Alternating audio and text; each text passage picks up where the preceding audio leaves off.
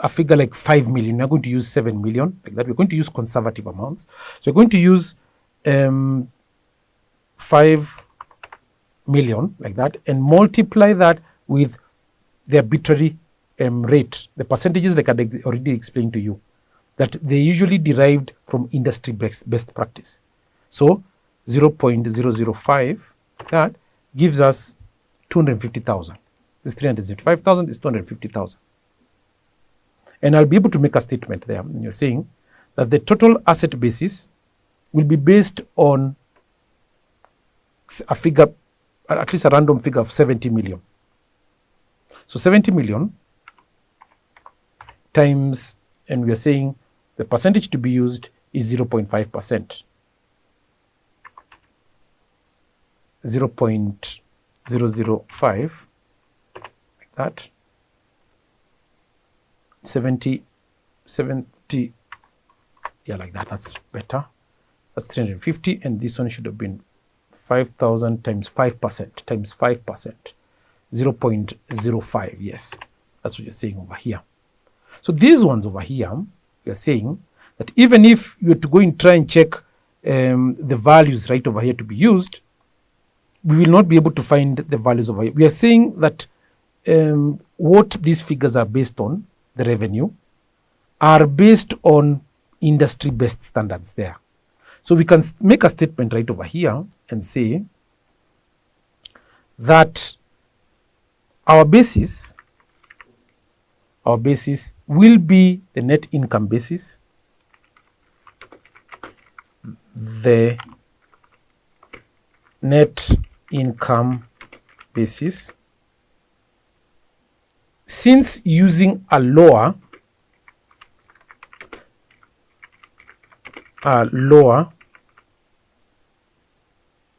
more conservative figure, using lower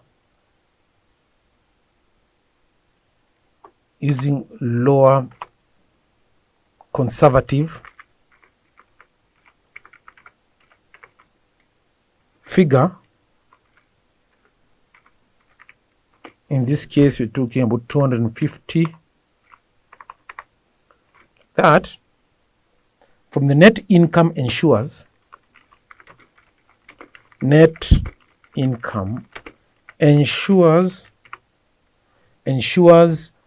the audit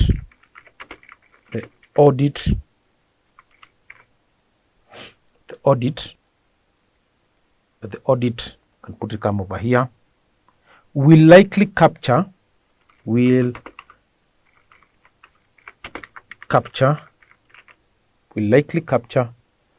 any significant misstatements.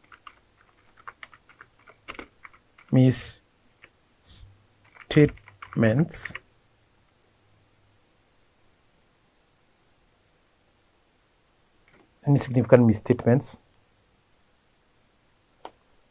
or misstatement percentages.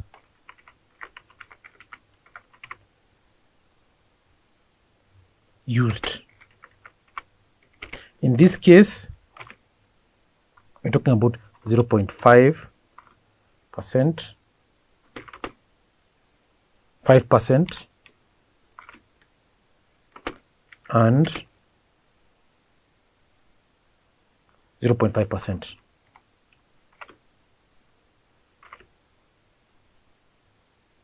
For revenue,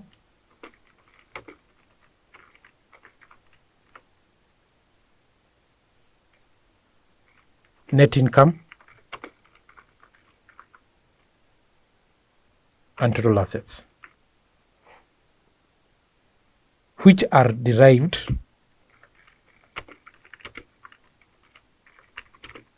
from industry best practice. That's what you're saying. And we can read through together what I mean right over here. That our basis is to will be the net income basis using lower conservative figure of 250,000, like that.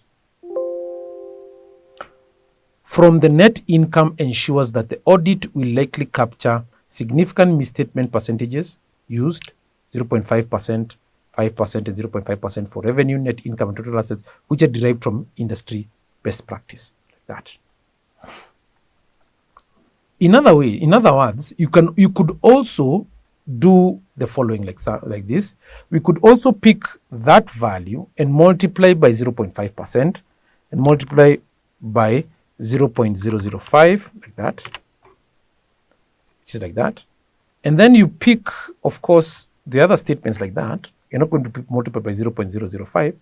This is 0.05, like that, and this is 425, like that. So you could also yield or provide these answers like this. But of course, based on industry standards, we are saying we can be able to maybe just reduce this amount over here and to 250 to make sure at least this value comes to 250, like that. But in terms of the output, either answer right over here could actually work out very well right over here. These are what we say the assumptions which are usually made even in practice. So not a problem at all. So this one we have picked 0.005, which is that one there, times that value there. And what is that value? That value represents the revenue.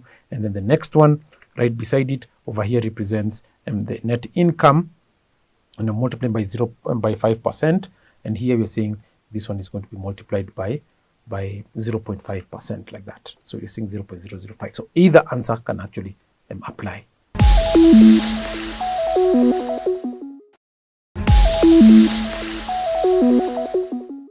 Hello and welcome to the lesson. In today's class, we are going to study the division of revenue bill and the county allocation of revenue bill in Kenya. Division of revenue bill and county allocation of revenue bill. These are two things. These are two bills. Division of revenue bill and county allocation of revenue bill.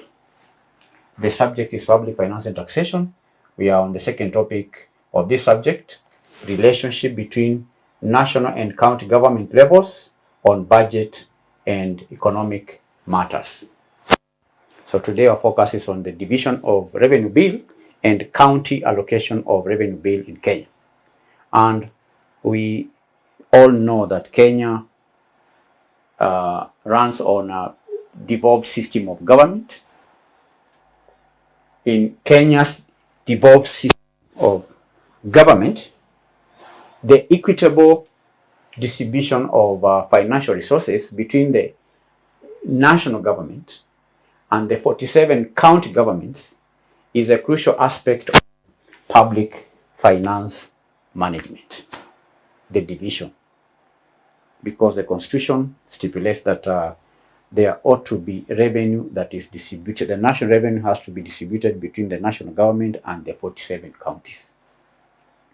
And the process of distributing this revenue is primarily governed by two legislative instruments, which are the division of revenue bill and the county allocation of revenue bill.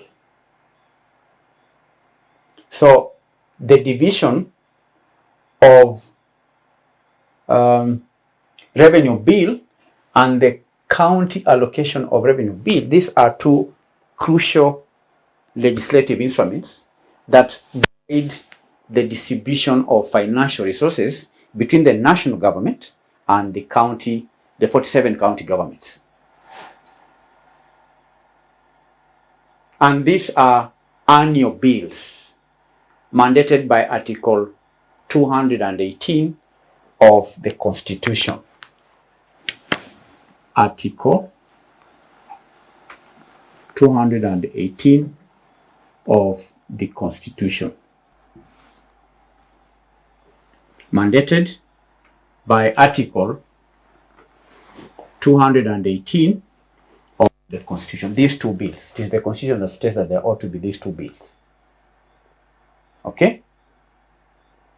These are central to the operationalization of fiscal decentralization and ensuring that both levels of government have the necessary funds to perform their functions. So the division of revenue bill